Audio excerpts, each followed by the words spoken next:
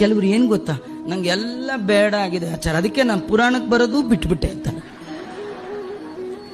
ಎಲ್ಲ ಬೇಡ ಆದಾಗ ಭಗವಂತ ಬೇಕಾದ್ರೆ ಬೇಡ ಆಗಿದ್ದು ಸಾರ್ಥಕ ಆಗತ್ತೆ. ಎಲ್ಲ ಬೇಡಗಳ ಜೊತೆಯಲ್ಲಿ ಭಗವಂತನೂ ಸೇರ್ಕೊಂಡ್ಬಿಟ್ರೆ ಅದು ಪ್ರಯೋಜನ ಇಲ್ಲ ಅಲ್ವಾ. ನಂಗೆ ತುಂಬ ಬೇಜಾರಾಯಿತು, 2 ದಿವಸ ಸ್ಕೂಲ್ಗೆ ಹೋಗಲಿಲ್ಲ, ತುಂಬ ಬೇಜಾರ, ಕಡೆಗೆ ಎಕ್ಸಾಮ್ಗೂ ಹೋಗಲಿಲ್ಲ ಅಂದ್ರೆ ಇಂದಿರಾರಮಣ ಗೋವಿಂದ ಅಂತ. ಏನೋ ಒಂದಿನ ಸ್ಕೂಲ್ಗೆ ಹೋಗಲಿಲ್ಲ ಪರವಾಗಿಲ್ಲ, ಎಕ್ಸಾಮ್ಗೆ ಹೋಗಲಿಲ್ಲ ಅಂದರೆ ಫೇಲ್. ಇಡೀ ವರ್ಷ ಹಾಳ್ರಿ, ಇಡೀ ಜನ್ಮ ಹಾಳಾಗಿಬಿಡುತ್ತೆ. ಮಾನವ ಜನ್ಮ ಮರಳಿ ಈ ಪರಿ ಜನ್ಮ ಬರುವ ಹವಣಿಕೆಯಂತೂ ಇಲ್ಲ. ತತ್ರಾಪಿ ದುರ್ಲಭಂ ಮನ್ಯೇ ವೈಕುಂಠ ಪ್ರಿಯ ದರ್ಶನಂ.